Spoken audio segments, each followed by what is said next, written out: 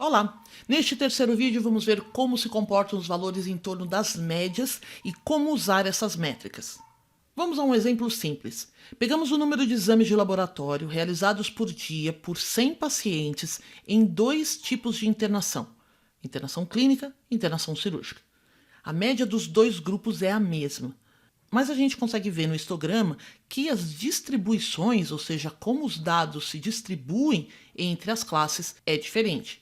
Entender essa variação dos valores vai mostrar que um conjunto de dados é diferente do outro, mesmo se a gente tiver a mesma média. Eles parecem idênticos, mas não são. Existem três métricas básicas para ajudar a gente. A primeira é a amplitude, que é o maior valor menos o menor valor. Então, no primeiro exemplo, as internações clínicas têm amplitude de 6, 12 menos 6, e as internações cirúrgicas de 17, 18 menos 1.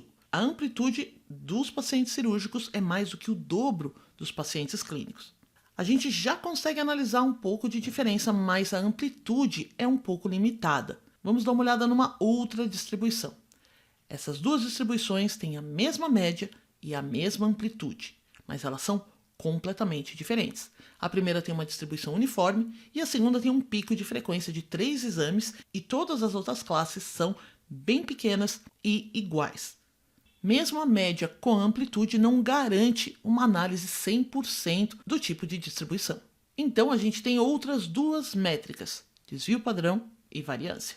Então vamos para os dados do Crochet-Tarossa. Aqui a gente também tem exames de laboratório, mas esses exames são o total de exames durante toda a internação. Tirar uma análise desses números não é muito preciso, porque eu tenho aqui, por exemplo, uma permanência de 88 dias e aqui eu tenho de 9. Então eu não sei realmente se esses pacientes têm o mesmo comportamento de pedido de exame de laboratório ou não. Então o primeiro passo aqui é calcular os exames de laboratório por dia, igual ao número de exames dividido pelo tempo que o paciente ficou internado. Então eu tenho aqui agora a média de exames de laboratório por dia. Vamos calcular a média desses exames, igual média. Vou selecionar aqui a coluna L.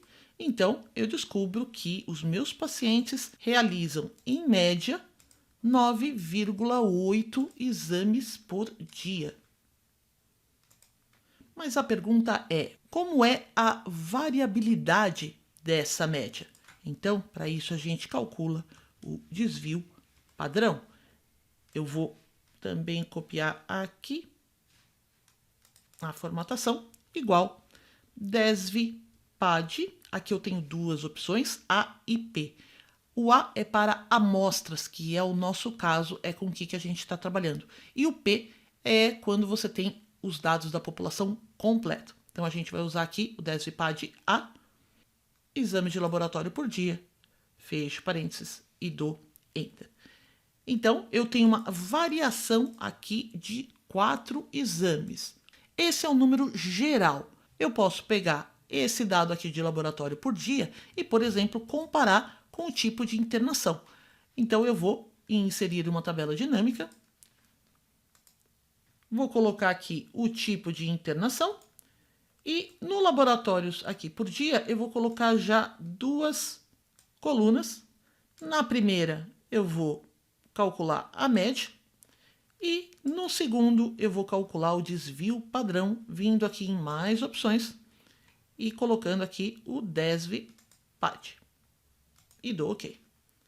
Então, se a gente só comparar clínico e cirúrgico, eu vejo que os pacientes cirúrgicos fazem menos exames por dia do que os clínicos, mas os clínicos variam muito mais. Então, a amplitude, provavelmente, dos pacientes clínicos também é maior. Então, é uma distribuição que se estende. Eu também tenho uma terceira métrica aqui, que é prima do desvio padrão, que é a variância. A variância nada mais é do que o quadrado do desvio padrão. Aqui nos nossos dados gerais, eu também consigo calcular a variância, igual var, também tem amostra e população. Vou pegar a amostra, laboratório por dia. Então, a minha variância geral é de 16, é o quadrado aqui do desvio padrão. Quando os nossos dados no histograma ficam em formato de sino, a média e a mediana são parecidas e às vezes até iguais.